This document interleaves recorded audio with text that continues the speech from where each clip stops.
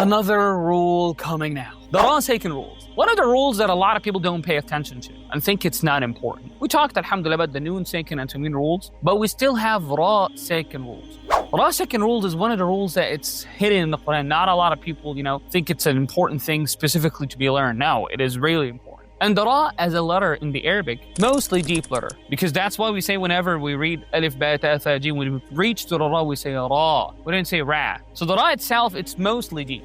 When the Ra has a vowel, either Fatha or Dhamma, it's still deep. I say Ra, Ru. But when it has Kasra, it becomes light. Ri, I don't say Ri, Ri. But when the Ra has Sukoon, that is the problem.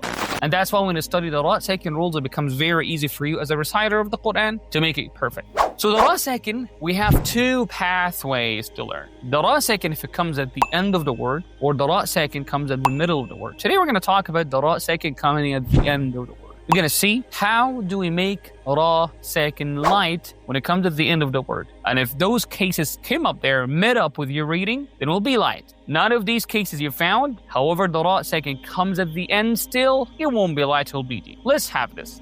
Like for example, Allah subhanahu wa ta'ala said, أَلْهَاكُمُ التَّكَاثُرُ. Thur, here the Ra is going to be deep. Look at the next ayah. حَتَّى زُرْتُمُ الْمَقَابِرِ. Here it's light. Oh, so that makes sense. We have to learn it. We have to study that rule. So I have 3 cases for you to learn, and pay attention with me, please.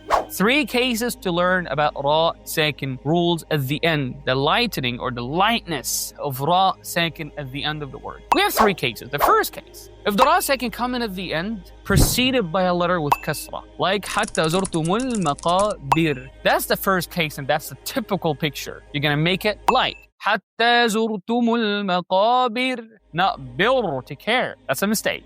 Second case, if the Raa Saakinah at the end, as we agreed, it's preceded by Ya mad or Ya leen, mad tabi'i or mad leen. For example, Allah subhanahu wa ta'ala said, Wallahu ala kulli shay'in qadir, not qadir. Or mad leen, khair, ghayr. So also that makes it very light when it's at the end.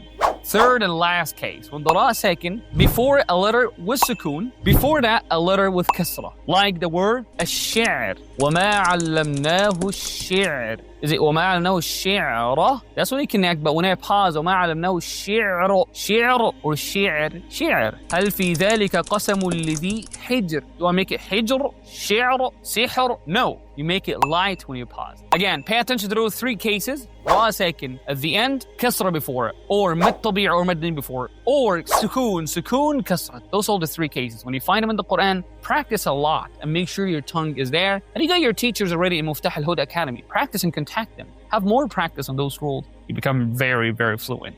Assalamu alaikum.